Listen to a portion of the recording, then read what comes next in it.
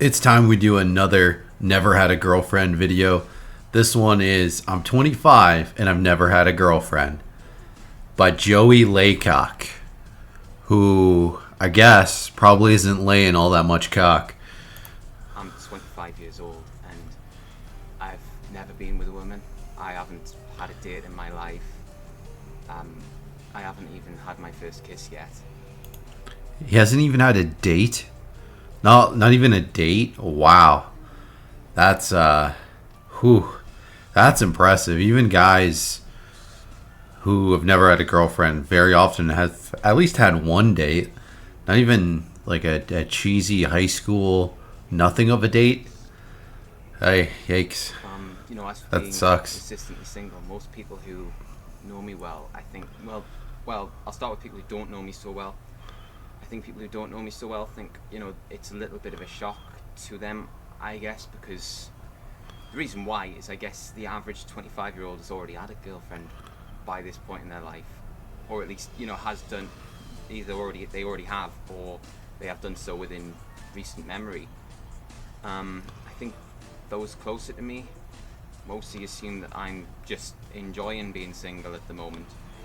That's the sort of thing that comes up a lot. They're just like, people's like, love the life that you have, be comfortable being single before you get in a relationship. You can't be happy in a relationship if you're not happy being single. And I would assume, if I knew you, that you are not all that happy being single. Now, immediately, just based off your appearance, I would be kind of surprised that you have no experience with women, because you look totally normal. Like your long hair works. I think if I knew you though, if I was your buddy, then I would pick up very quickly though that you don't have those experiences, because you wouldn't be referencing those experiences, which people reference dating hookups more than they realize that they do. It's more than just, oh, I went on this date. Oh, I used to date this girl. One time when I hooked up with somebody, this crazy thing happened. It's also little subtle things. So most people are probably picking up on your struggles with dating, your non-existent dating life, and they're probably just being nice by suggesting that you're enjoying being single.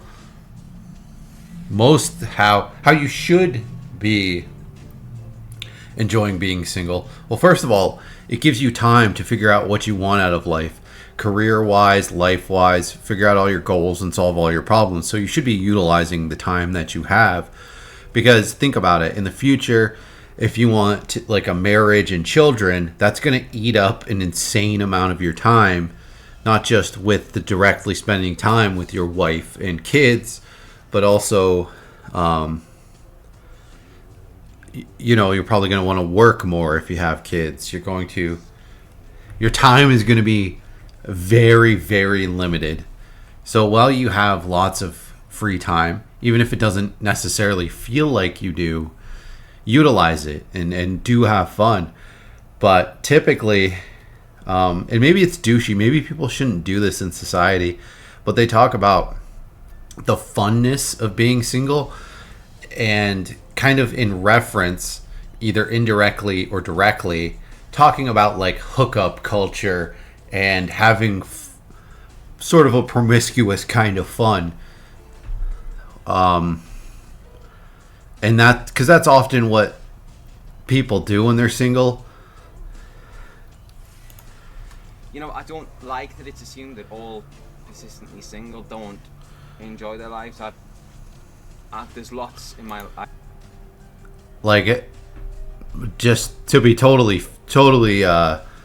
outright with it, when I'm single and enjoying being single, that still involves the company of women typically. I absolutely love about my life. I love to, I've got many things I love to do. I love playing hockey, love mountaineering, love the great outdoors and stuff like that. What ethnicity is this guy? He sounds like he's from somewhere in Europe. I don't know if it's Britain. If there's a bit of Scottish or Irish going on. I know some of those countries kind of intermingle. But he's into hockey and mountaineering. Like, he's adventurous, a go-getter. Seems like he should have had a date by now. But it's being single. It's always, I think, it's contradictory to what my dreams are in life. It's just getting in a relationship just seems to happen so naturally to some people, but that's never been the case for me, it seems. And it's leaves you feeling pretty disheartened. I'm not gonna lie, when your only dream in life is to find your person and hopefully have a kid one day, which I would love to. That's my dream in life, is to have a family. That's about my only ambition, and I've got absolutely nowhere near that, because I guess most people sort of maybe 10 years younger than me had already found their person and had a kid near enough by my age. So it's a weird thing, that it's an odd one. Obviously I know that I'm not really alone in all this, not by a country mile, to be honest with you. I heard something last month or so, which it was saying that nearly 45% of young adults who are 18 to 25 have never in person approached a woman for a date. All right, what percentage was that? Let's roll that back. I'm not really alone in all this, not by a country mile, to be honest with you. I heard something last month or so, which it was saying that nearly 45% of young adults who are 18 to 25 have never in person approached a woman for a date, which 45%? That, if that's true, oh my god, I am so disgusted if that is true. Men, you are pathetic dorks. You are losers. What are you doing? What planet are you living on? That can't be accurate. 45% of guys below the age of 25, or maybe including the age of 25, and then also below that, haven't asked out a woman to their face? That's the best way. That is the most effective, best way. You can ask somebody out. The highest success rate you'll ever have in asking a woman out is going to be to her face. It is miles better than on the phone, than online, than through text. What is that? That is so absolutely antithetical to everything I believe about dating.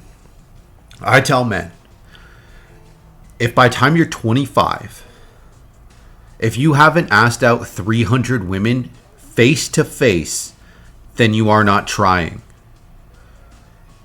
Unless you've been in a relationship up until you're 25, right?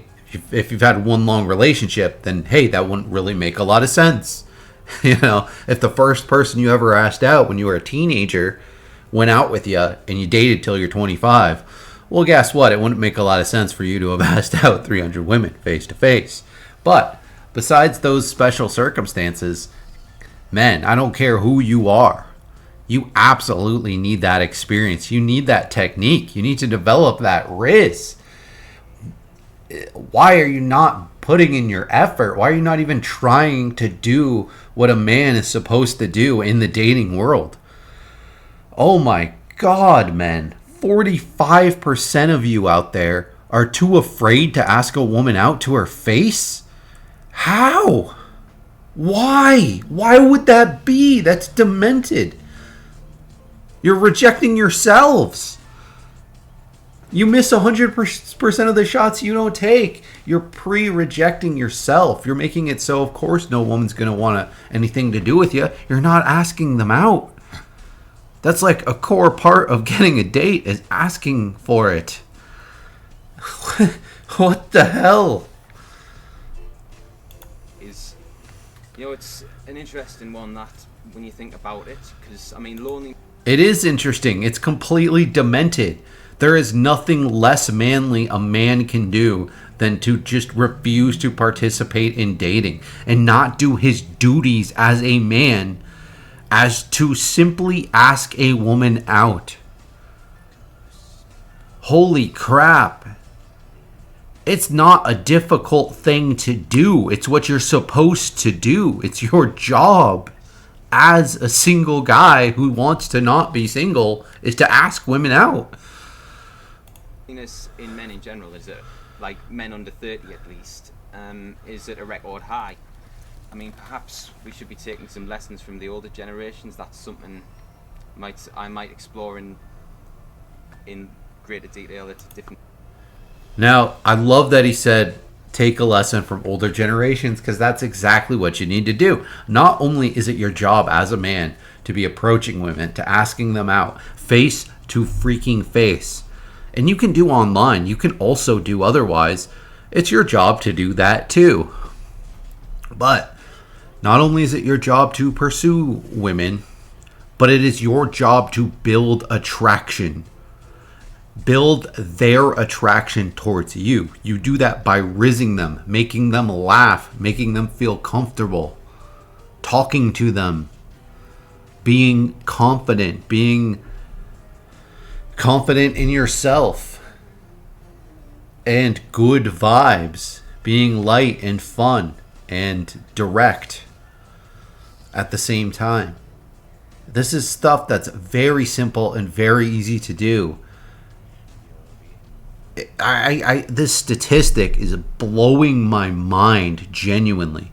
I know there's a lot of men out there who struggle completely, who are miserable failures in their dating life. That's why I made this channel. But 45% below the age of 25 have not asked out a woman face to face. Wow. The absolute lack of balls. That masculinity is at an all-time low. That's one thing that really gets underestimated, right? There's a lot of talk about how women don't fulfill their gender roles, but look at men. Look at men of today. My goodness. It's crazy how much men are just total nutless losers who will just give up before they've even tried. How do you even make it through high school having not asked somebody out? That to me is insane. I was sick. I was very sick as a child, as a teenager, up until I was 17. So almost the entirety of high school, I was terribly sick. I have horrible allergies, right? Before I got on treatment, when I was 17 and got on heavy duty medications, got an allergist. Before that, basically every day of my life, I would go through anywhere from 30 to 150 Kleenex in a day. Obviously closer to the lower end of that, but literally my nose would constantly be filled with snot. And yeah, it was as gross as it sounds. I would constantly have to be blowing my nose. I was horribly sick. And even then, even while going through that, even while going through constant pain and misery, my throat stinging every day, my nose stinging every day, my eyes stinging every day, it being very hard to breathe, feeling like my head was in a fog every day, in pain, in misery, and disgustingness, every single day. And I could still ask girls out. I still ask some girls out. Now, granted, once I solved that health problem, the medication I got on was incredibly effective very quickly. Now, there was some serious... That was a serious adjustment, right? In terms of mental health. All of a sudden being a normal, healthy person was a drastic change. So it wasn't like I was just instantly asking a ton of chicks out and all of a sudden I just bloomed into a totally different person. No, it was a tricky process that took years. I feel like I wasn't the person that truly my adult self until I was 23 years old. But even by then, part of that process was saying, hey, I want to go to college. I want to take this competitive program. I'm going to enjoy the time I have between what I was doing, which was working after high school, and starting college. Now, at this point, I had plenty of experience dating, all that. But I wanted to get better at talking to women. I was already good. I already had tons of female friends, like no issues whatsoever. But I wanted to get better and I wanted to have a ton of fun in this summer before starting college. So I set a goal to ask out 300 women that summer, face to face. Right? Like I'd asked out dozens and dozens before then, but I'm like, you know what? It'd be an interesting, fun challenge. So I challenged somebody else to it. It was kind of like a weird mutual thing. Like we kind of just talked about the idea and then we're like, yeah, you do it, I'll do it, let's do it. And we did it. We did it in less than 3 months. It was actually very easy. Granted, we went to like festivals, your typical summer events where there's hundreds of people, so it was more easy than other things, but other times of year. But yeah, I just can't wrap my head around this. That's almost half of guys in the time of their life where they are the horniest that they will be for their entire life, the most like down bad that they will be, and like half of men at that age don't even have the balls to have asked out one woman, not even one. I can't even begin to process that. It's so stupid. It's so pathetic, so weak. Like, if that is remotely true, it's so brutally painful to hear. It kind of like hurts my heart to hear that kind of stuff, that men are this bad at life. Because not only is it your job to build attraction, usually before, during, or after asking them out, but also and like I said, it's also your job to ask them out. But there's so much more jobs that come with dating, right? Like, oh my god, like you haven't even scratched the surface. You haven't even got through the first 2 steps of like 100-step thing. I'm blown away by that. It's not like, do people not know that relationships are work? Even the ones that feel entirely effortless, that are just smooth and great, there's still a huge aspect of work. And there's both parties need to do their part to some extent and fulfill, like, don't think of it as like gender roles, but just basic like functioning as a unit, as a partnership, as a couple. And building an attraction, it's not just building an attraction, that's like step 1, but there is a like large, almost never ending step of maintaining that attraction, maintaining that chemistry, that energy, that passion within a relationship. And a large part of that is being assertive, being manly, being in charge, being a leader. And if you don't even have the balls to ask a woman out, to flirt a little and ask a woman out, how are you ever going to have the balls to be an assertive, masculine partner? It's wild how pathetic men are. Holy crap. Like, I remember having conversations. I remember being like 19 years old and having conversations with other men who were around the same age about what the duties are of a man in dating, which includes all the things I just mentioned and so much more. It's insane that like me at 19 had a way more complex understanding of just like more so like leagues more so than most adult men of any age. How is that possible?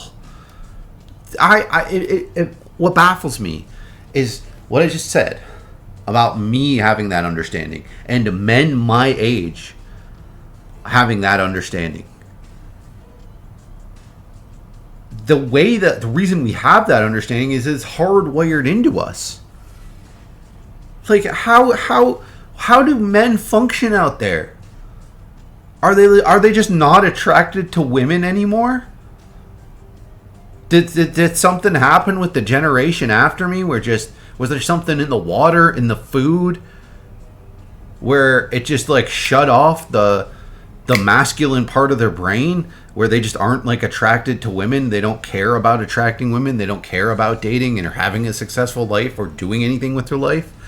Like, I'm not trying to dunk on a generation or like gatekeep in any way. I'm just saying, what is going on, men? What are we doing? How are we this sad and pathetic where we can't even put in a tiny bit of effort just to do the basics, just to do the core basic first steps of functioning as a dating adult man? How? Some time, perhaps we were too dismissive of them, maybe. But, you know, yeah, it's at a record high, loneliness in young men. Like, I've felt it myself. I've only got 2 particularly close friends, I would say, and that's at best. And that's not much. That's, even by today's standards, that's probably much less than average. All right. So this guy's 25, and he says he's got 2 friends. Now, in your mid-late 20s, that's when you should be narrowing down your friendships. I would hope to God that he had more friends prior to that, because a lot of developing these skills with dating is having like just men in your life. Having men in your life who have women in their lives. I've never felt included in a great deal of circles. I mean, I think the ground zero for loneliness, and in particular male loneliness, was in the 1990s. That's when I think men started to have fewer partners, and certainly fewer partners early on in life, I think. I can even remember, I think it was Jimmy Carr. He's a big comedian over here in the UK, and he'd have been about my age in the late 1990s, and so he says he was a virgin until he was 26, which I think is, you know, for someone of that generation, like, it's like that's quite striking, to be honest with you. All right. I would talk to a lot of men, right? I'm close with men of a variety of ages. There's a man that I talk to on a regular basis who is in his 50s. I've talked to guys in their 60s, guys who are probably pushing 70 at this point, about dating, about all aspects of dating. And dating hasn't really changed. It really hasn't, right? Like, these old guys will tell you stories about them going to bars and picking up chicks. Now, it was more so you had to go to bars and pick up chicks. Now you have options of just pulling out your phone and picking up chicks. Like, women in the 50s, maybe not the 50s, but like 60s and beyond, 70s, 80s, 90s, early 2000s, right? Like, we can't pretend like culture didn't drastically shift between the 50s and the 60s, right? It did. But mostly due to the invention of like birth control pills. So, yeah, people be greasy. Like, women were for the streets hardcore in the 1960s. And there's been women for the streets ever since. And if you don't think there's tons of people having tons of hookups now and dating all kinds of people, you're out of your mind. It absolutely exists. That is very striking, actually. But I think we're at new levels of that sort, like, of loneliness and people having fewer partners now. I don't like to use terms like Generation Z or Millennials or any of the. Yeah, I don't like those terms. I find them pretty lame. But I don't think that's necessarily true. I think there's more people dating forever as people can jump from one relationship to the next with absolute lightning speed. Very easily. Like, hey, I can, if I stop dating one person, I can have another woman over to my house the same day. Just by pulling out my phone. So that is a huge factor, right? Whereas before, you have to actually had to pursue the person to some extent. Even if you were jumping from partner to partner, there was a little bit of effort. There was a little couple of obstacles in your way, not tremendous, large obstacles, but it would maybe take a day or two or a week or two. Terms similar to that, because I think they divide us in ways that are unnecessary, and in times when I don't think humanity really needs to be divided anymore. But okay, I think broadly people born in the late 90s and the early 2000s, I think are among some of the loneliest people on the planet, to be honest. Yeah, I find that weird because you're like the generation that is so much more tools to connect to other people. I would say that it's more of a thing now where people are openly okay with being single, but like I said earlier, being single and having fun is there's two different avenues of being single. I feel like there's people who are single and they're mingling. They're in these weird situationships, talking, friends with benefits. They're making all these meaningful connections and some meaningless connections. They're going out there. They're having fun. They're being single, but they're also dating, right? Like they're doing an in-between area and they're having a blast. And so that makes people who are single and not having a blast, not really dating or having anything going on with the opposite sex or, same sex, whatever you're into. They're just not doing any of that, but they confuse it when they see other people who are single and having a great time. It's like they think that it's the same thing and that it's remotely comparable, and then it's not like super sad and pathetic. I know it's really harsh to say, but I don't like to hold back. That's just what it is. And these things are not identical. So it creates these weirdos who will brag about being, I'm single and killing it. I'm single and this is so great. Even though everyone knows that them posting something like that they're not doing great. They're having a miserable time. They're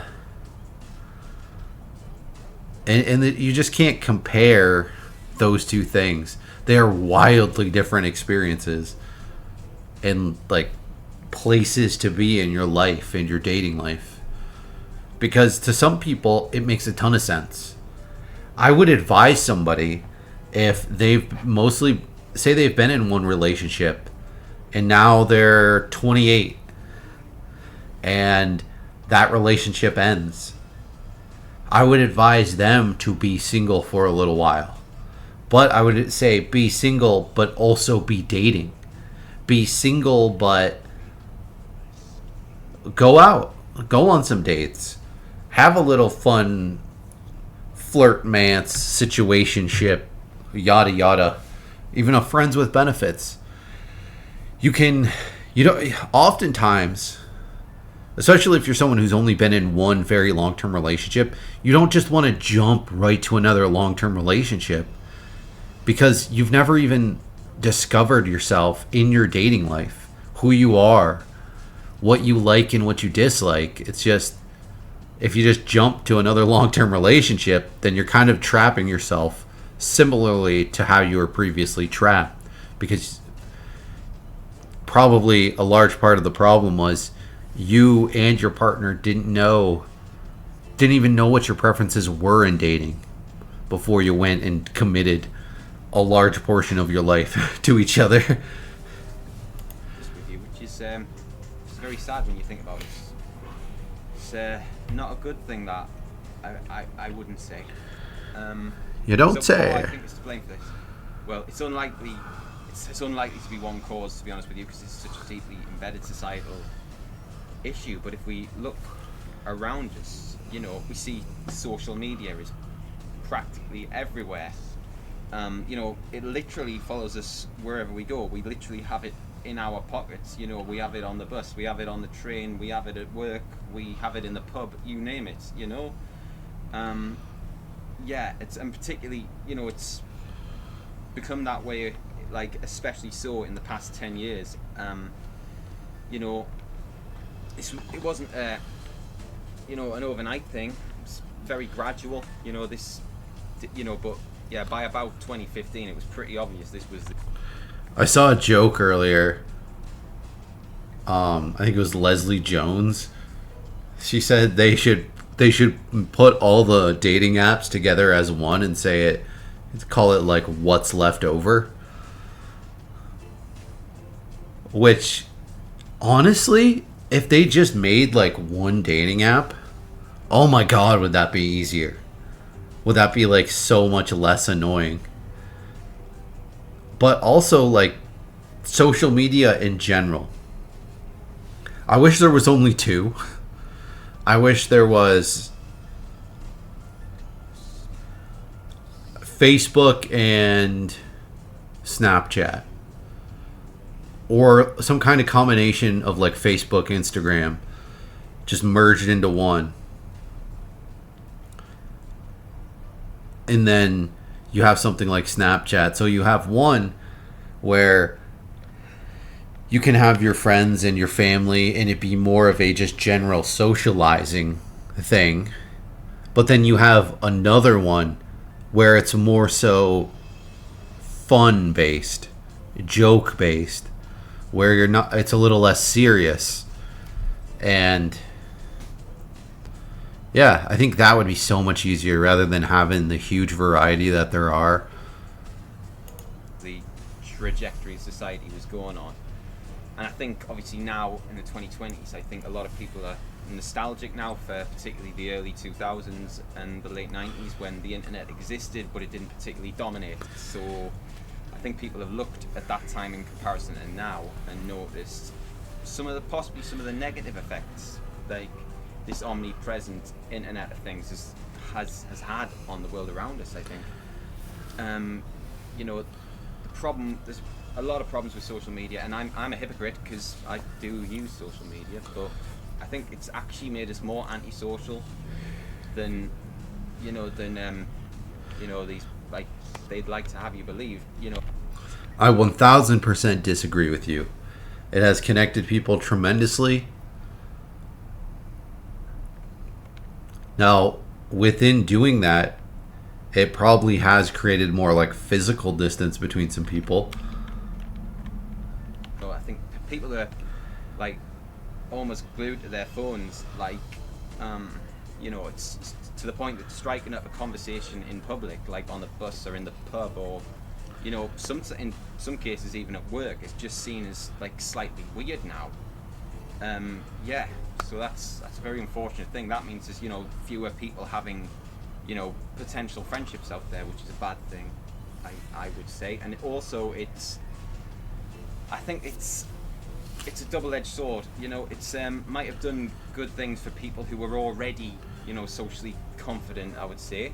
You know, in terms of men, that's these, you know, 6'6", you know, rugby player type type lads, the James Bond type figures of this world.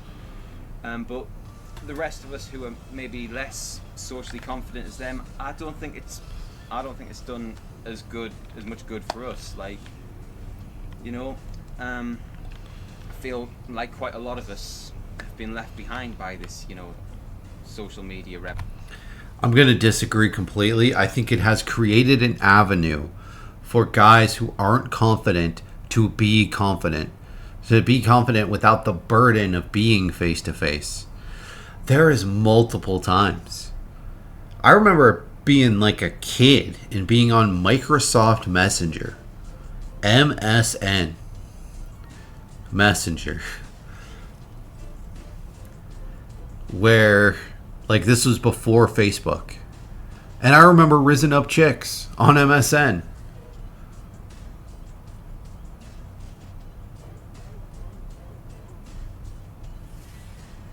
So, what are you talking about, dude? You're just kind of wrong, right? Prior to social media, you had to actually have the confidence to pursue a woman, to ask her out, to approach her face to face. Now that's entirely gone. I remember on MSN, just talking to a chick. She went to a different school than me. We didn't know each other. We never met. And I ended up talking to other girls as well, similarly. And I remember basically, I don't know what they'd call it, online dating. Several of them, actually. And building that attraction. Rizzing them up. Before I even had Riz. Making them laugh. Building attraction. I remember one of them even sent me like sexy pictures. Imagine that. Pre-Facebook. Like, this chick would have had to have taken out a digital camera. Taken the pictures. Taken out the memory card. Put it into a computer. Probably saved it to a computer or something. And then sent it to me on MSN Messenger. Think of the effort that took, right? Like, it's not like today where you just pull out the phone, send. No, it was like a several step process at a time. And also, people at that time didn't have the skills to take selfies that they do now. It wasn't a thing. You didn't take selfies, right? So how this girl even did such a good job, I don't even know. It was, just my personal experience there, but that happened then. We're talking over a decade ago. Dude. And from that point, being like a child, like even before high school, I was able to rizz up chicks and pursue women online. Not women, I guess, at the time. But you know what I mean? So today, with all these with how big social media has become, you just have even more opportunity than ever before to do exactly that. You should be like guys, like young men today. You should be masters at this. You should be absolute Riz lords. Now I grew up with the internet more so than other people. Like, I had high-speed internet from the time I was a young kid, which a lot of people, like, at that time had, like, dial-up and other BS. Was that DSL or whatever the crap it is? So it's actually made it easier than ever, as now you don't even need to have that face-to-face confidence in yourself. You don't even have to present yourself in that way. You can present yourself any way you wish to, because it's online. It's in an entirely controlled environment where you craft every detail about yourself. I just don't know how you could exist in a time where you have such an environment, such a wild west, where you don't even, where you can choose to display as little of yourself as possible. Put yourself out there with literally like one image of yourself and get women. And you're going to act like somehow it's like more difficult for you.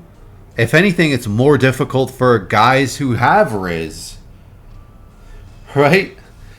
Because they're not, a lot of them aren't going to even bother figuring out the online aspect of it because they don't need to. They've never needed to. So they don't even bother with that. They just keep doing face to face, living how they live, and doing a good job at it. Whereas, because of social media, it's literally leveled the playing field.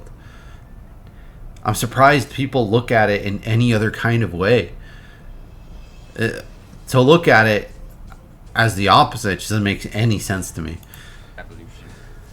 And you know, I always had an hard time fitting in anyway. I was a quiet kid, and I was the target by a lot of bullying by people who were more popular than me. You know, especially once I turned 13, I considered like the ages 13 to 16 to be one of the hits of my life, to be honest with you. Stand up for yourself. Like, I don't get this either. I got picked on. And I was taller than almost, like, there was maybe 3 kids in my grade when I was in high school who were taller than me. I was pretty quiet. I got along with most people. I wasn't, like, bullied, really. But there was times I got picked on here or there. But I stood up for myself.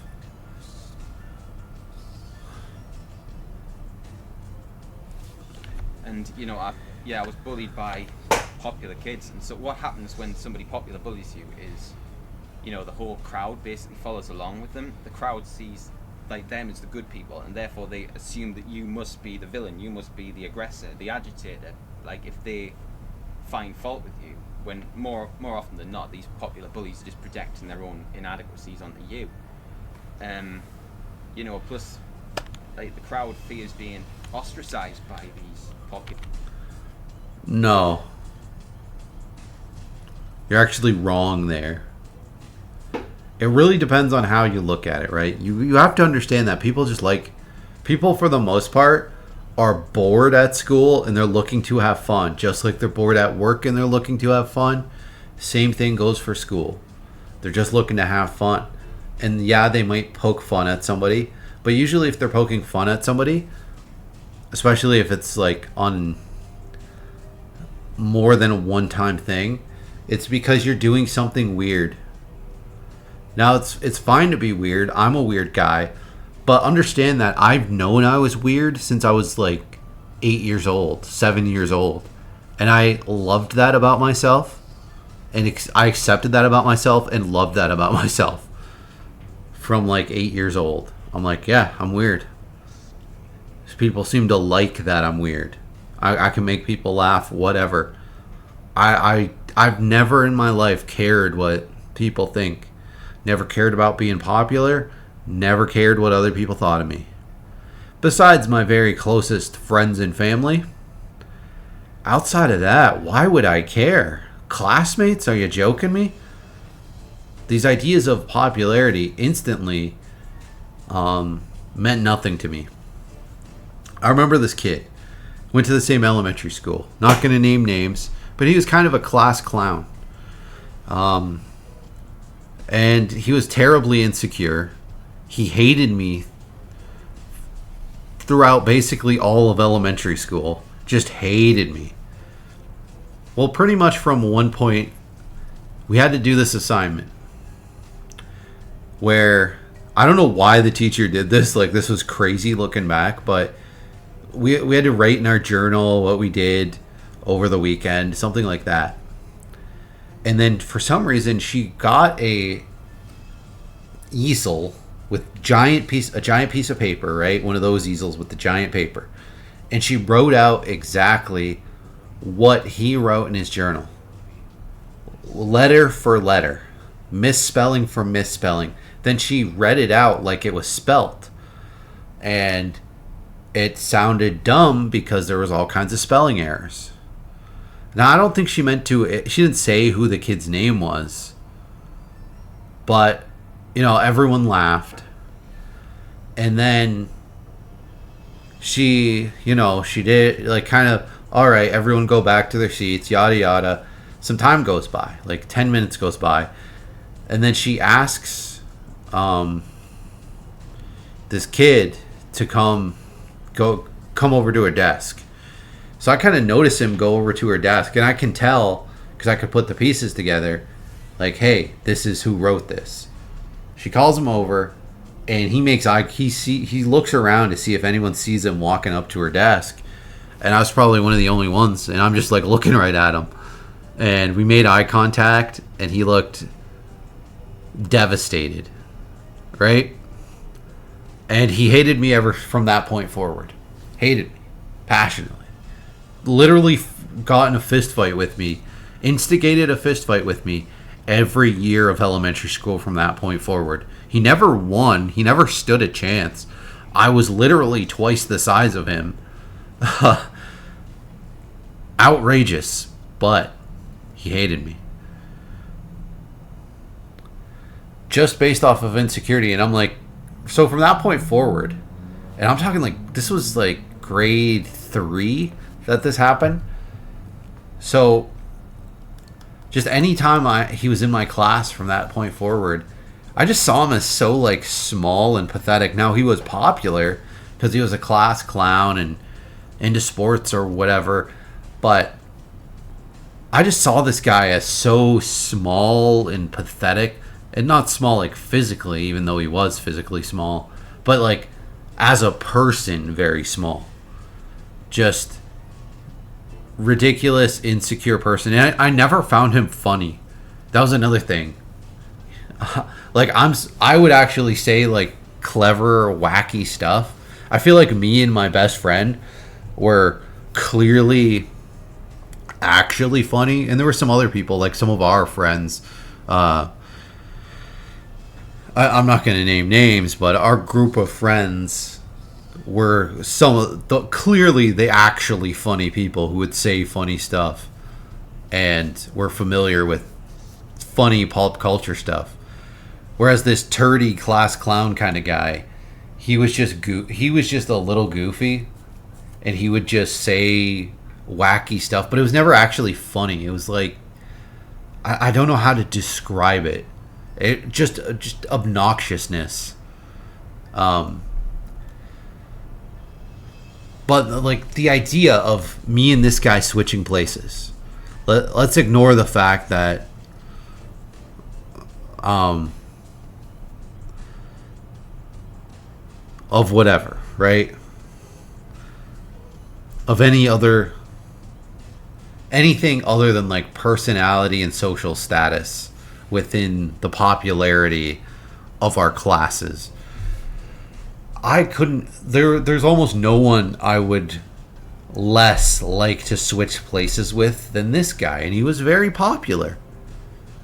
I just saw his entire existence as wildly pathetic and lame. And those feelings persisted with other people. Like they were rarely more severe. But even throughout high school, like this guy didn't go to the same high school as me, but just all types of losers, unfunny, personality-less losers, like the popular clique.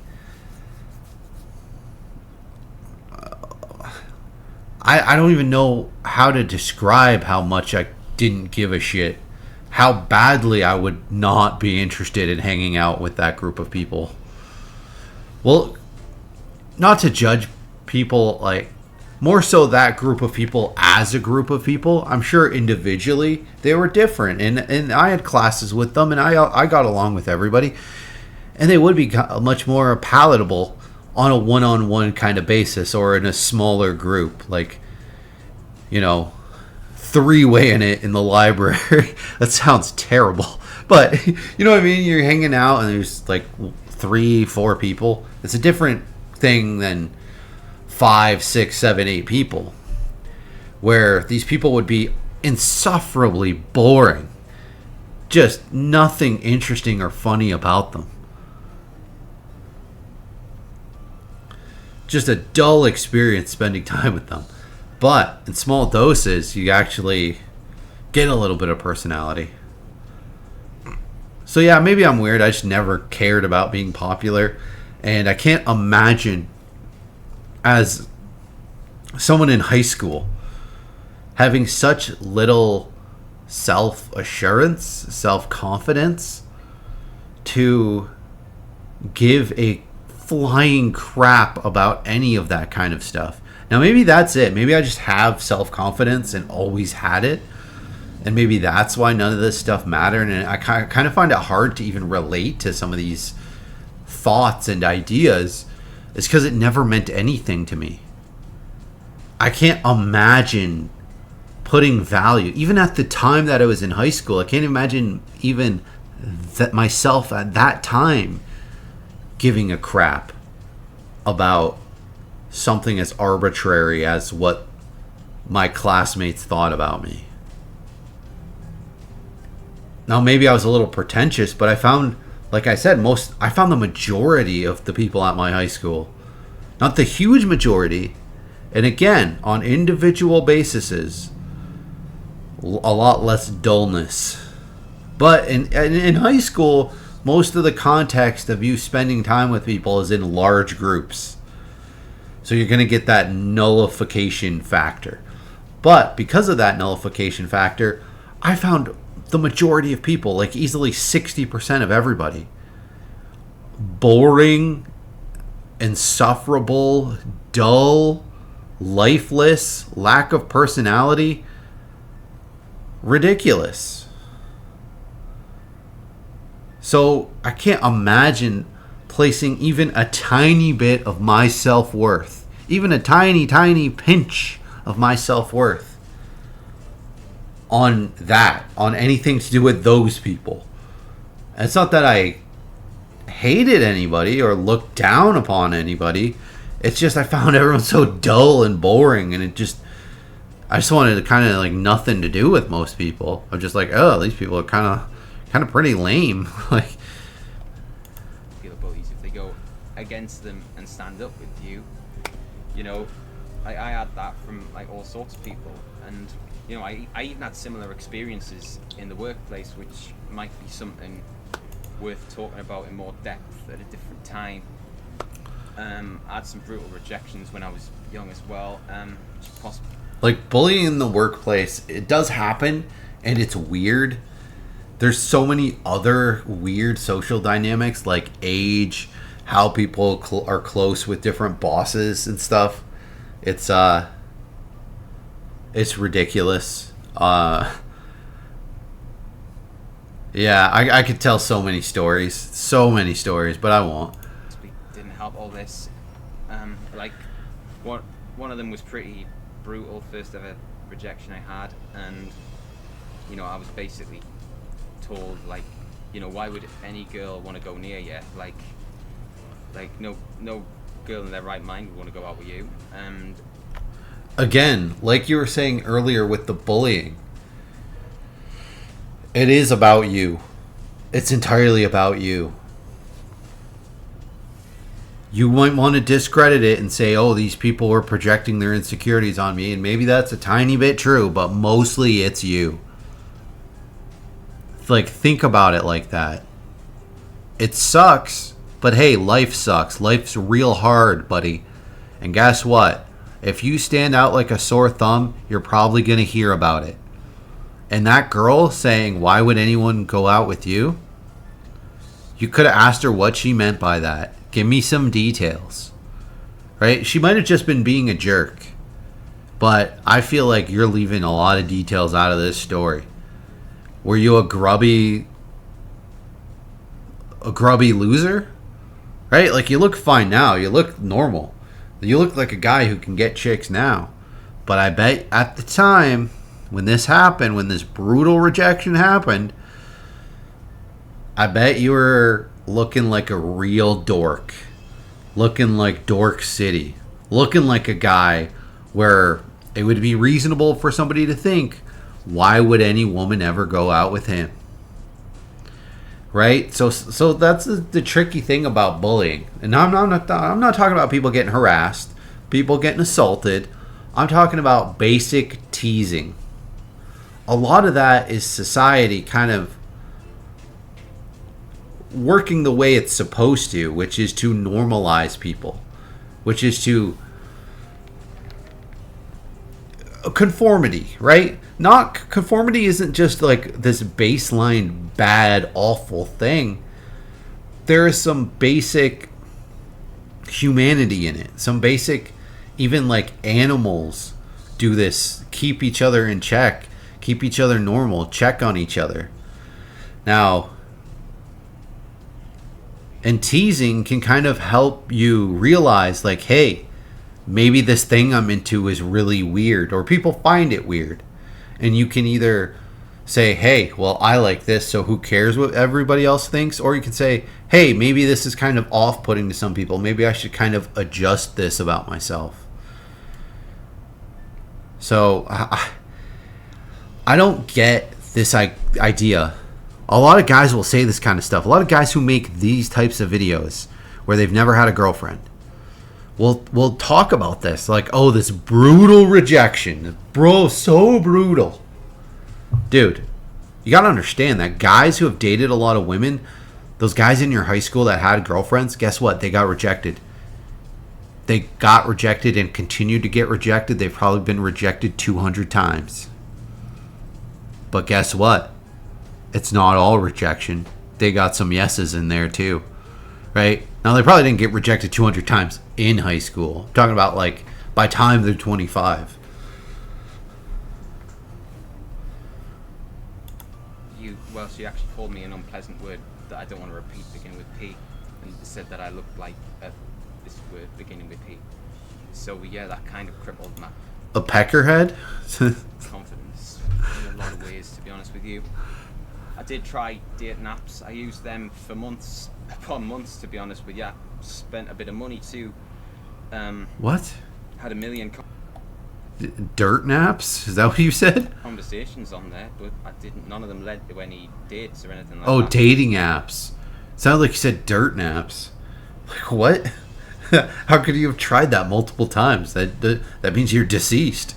Are you like some vampire zombie kind of dude? Like, are you talking about role playing? Look, the point is, I think this is a hard truth, but it needs to be said.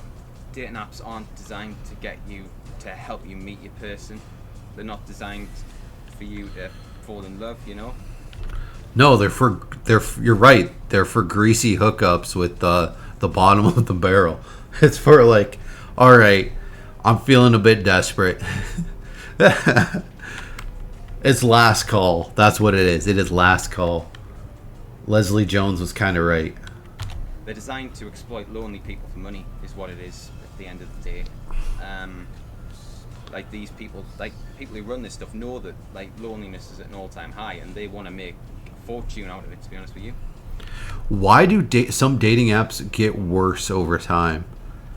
Some of them move more towards a monetization model, and it's so annoying because it just I thought about deleting one recently. I've been using them since I make, like, dating content on my channel. I'm like, you know what, I should be using these, and I've gone on dates recently from them, but one in particular, Plenty of Fish.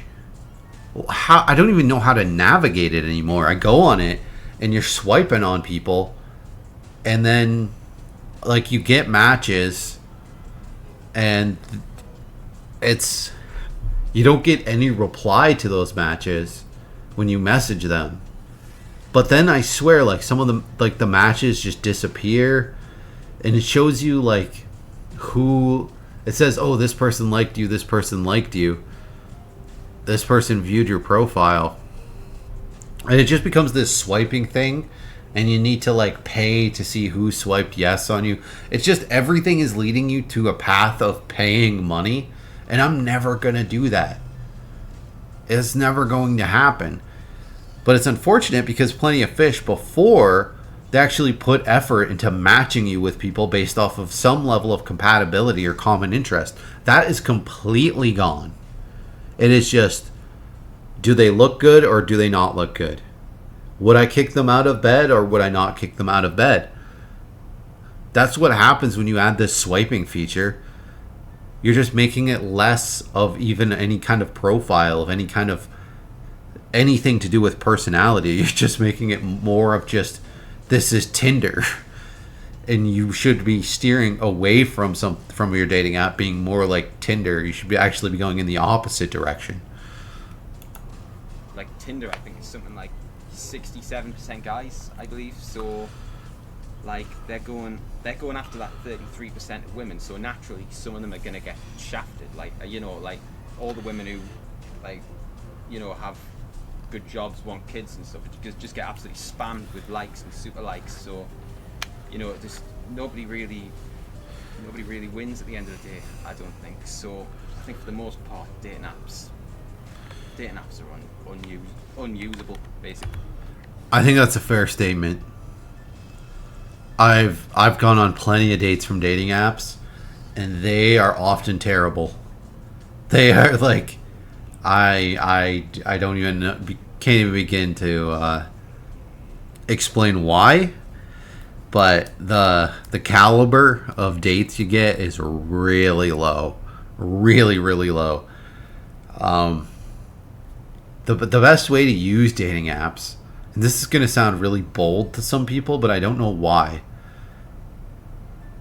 I think there's this weird thing with like online culture, but the way I primarily use dating apps is I find somebody who's good looking and interesting, and I see, oh, their name is this on their dating app. I'm going to search them up on other socials, find them on there, because I know that they're single and looking because they're on this dating app. I'm going to hit them up on regular social media because they're probably not even really using the dating app that frequently. And that has worked great for me. Honestly, that has led to like several relationships that I've been in. The one time I dated a girl for over 2 years based off doing exactly that. Now her in particular, her dating profile, her dating app profile explained almost nothing. It just had her first and last name and one picture of her. There's nothing else. But I was like, looks cute.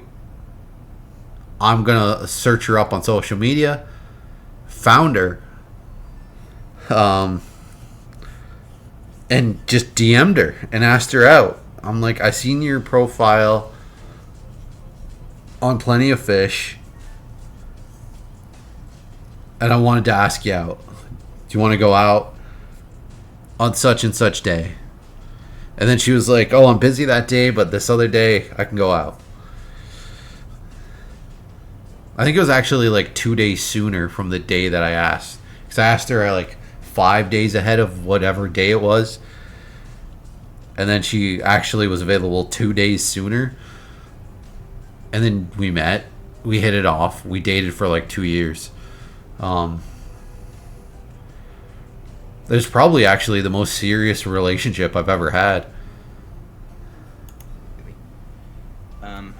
There's all sorts I could say about this. I'll probably go into it. It probably deserves its own detailed treatment, to be honest with you. I can partially blame myself as well. When I was like 19 or 20 or so, I think I spent too much time chasing short-term pleasure.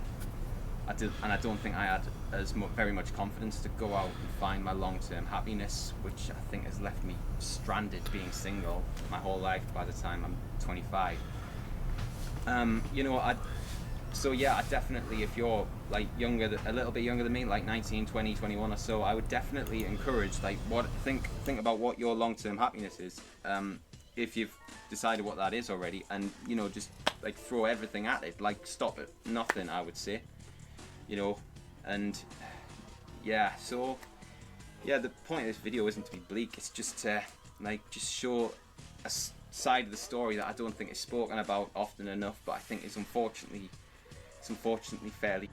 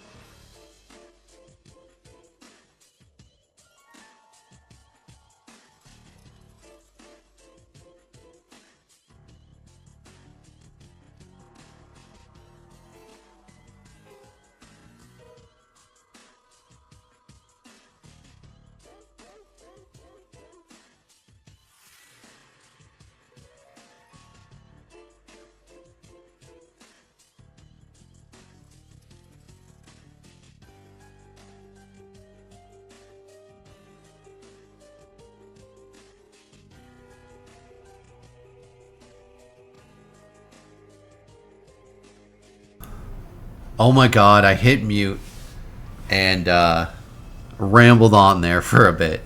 Sorry about that. I'll try to cut that out of the video. So basically, what he was saying was maybe I'll leave that in. But he is saying that his side of the story gets told often, or not often enough, is what he said. And I'm saying it does get told often. It's parroted all the time. I've seen so many videos like this. Now you sir, Mr. Laycock, was that his name? Laycock? Yeah, Joey Laycock. He you seem more well adjusted. The fact that you brought up the statistic that 45% of men have not asked the woman out face to face by the age of 25. It's because you understand that's insane and that's incorrect and that's wrong. So think about the times you've been rejected. Think about how they aren't that severe, dude. The first time you ask somebody out, you're almost guaranteed to get rejected because especially if you were a teenager when this happened, when you're just this like dorky turd of a teenager with zero confidence, you don't have any riz, you don't have any confidence. Why would a woman or a girl go out with you if you have zero self-confidence? You aren't even sure who you are yet. You have to get that confidence, that riz first. And also you develop that by asking women out. You're not going to be any good at it until you've asked out at least 20 women. At least. Why would you be good at anything the first time you do it? Do you think LeBron James just one day threw a three-pointer He just picked up a basketball, boom, 3-pointer. You think he just ran up and dunked it the first time? No. He practiced for years. Pretty much his entire life is basketball. Right? You got to understand this, dude. If you want to be good at something, the best way you get good at anything, any kind of job, any being good at anything, playing a video game, you get good at it by jumping right in head first. You jump into it, you do it, you get better at it, you keep doing it, it gets easier and easier. You're not going to be good at it at first, whether it's you, Joey Laycock, or whoever these other guys are. I can't remember the name. Was it Mr. Guitar or whatever? Mystery guitarist? I forget the guy's name. But several of these videos make very similar points, but they miss the point that, hey, you're not going to be good at this at all. Who cares if some chick rejected you a long time ago and she was mean? Who cares? Have you even seen her again since that happened? Why would anything that this person ever said to you weigh anything on your mind? Why would it mean anything? It shouldn't.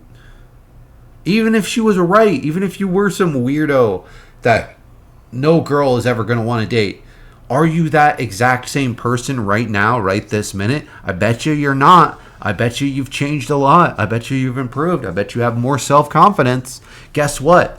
Instead of saying, oh, a couple of women rejected me a decade ago, maybe not a decade, but from a decade to like 8 years ago, maybe when I ask women out now, when I'm more established, I'm more self-confident, I have more interests, I'm a more interesting, well-rounded person, maybe that's going to shine through when I ask women out going forward. They're going to see that confidence in me, and it's actually they're going to dig it. They're going to say yes. That's how this works. You don't get great at something your first try. These guys who get women, it's not just like, they don't just like point to a woman and all of a sudden they're in a committed relationship, just like boom. It's not like a magic spell like you, and all of a sudden they're in a committed relationship. No, they have to rizz that woman, and they've practiced rizzing their whole lives. They realized, hey, I'm not going to be good at this initially. I'm going to get good at this through practice. Like that's one thing you got to understand as men. You have to understand this. It is your job to build that attraction towards you. And stop using excuses. If anything, the internet and social media has made it so you can do exactly that to a huge swarm of women at a time. To double-digit, triple-digit women at one time. You can be building their attraction towards you. It doesn't give you less opportunity. It actually gives you more. Now, granted, yes, relationships are less committed. You're going to be, if you're trying to find a trad wife, you're out of your mind. You're not going to find that. That's way less available than it ever has been. But you got to adapt with society, adapt with culture, adapt with the times, and adapt your expectations, right? Guess what? It sucks. A lot of this stuff with gender norms, it sucks. A lot of women aren't really pulling their weight in relationships, and that sucks. But guess what? Are you going to cry about it and never have a woman in your life for the rest of your life? Or are you going to say, hey, this sucks. I'm going to accept it and look for a woman who does the best job at it. I just now you're not spouting these excuses that I'm describing, but you have to understand that other people who make videos like yours, typically that's what they're doing.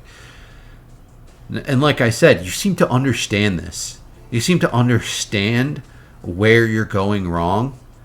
So, how are you going to change it? How are you going to adapt? How are you going to get better so this isn't a problem for you, so you will have a girlfriend? Because you have, I can tell you have all the skills to do it. Be common, and but I think eventually we'll get we'll get to the place we want to be, hopefully. Like Shane McGowan said in Fairy Tale in New York, I can see a better time when all our dreams come true.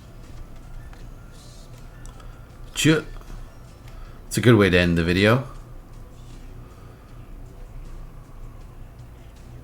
You know, I'm so glad you're checking out.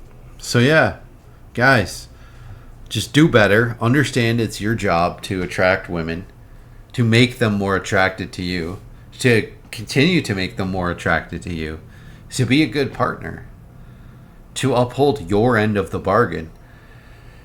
And don't complain don't just refuse to uphold your end of the bargain just because women in general typically aren't. Uphold your end, and then you'll get good, you'll have options, and you'll be able to find the women who are what you want, who are doing the right things, who care about having a strong partnership and strong relationship, and realize that they have to put in effort, that it can't all be you putting in everything and they put in nothing. And you'll find it. Eventually you will find it. There are millions of people out there in the country you live in. There are millions of people within just your county. Look at the population of your county. If there's over 100,000 people, then statistically you will never run out of dating options. Unless you have the most unrealistic, insane standards, you will never run out of dating options. There are thousands of women, and there are constantly women moving to where you live. Or whatever. Not necessarily that, but not on I'm not saying on a yearly basis, but to some extent, there's women moving to where you live. There's also women moving away. But there's also women who are becoming available. People break up every day. People start dating every day. Start dating, guys. Come on. Do your job.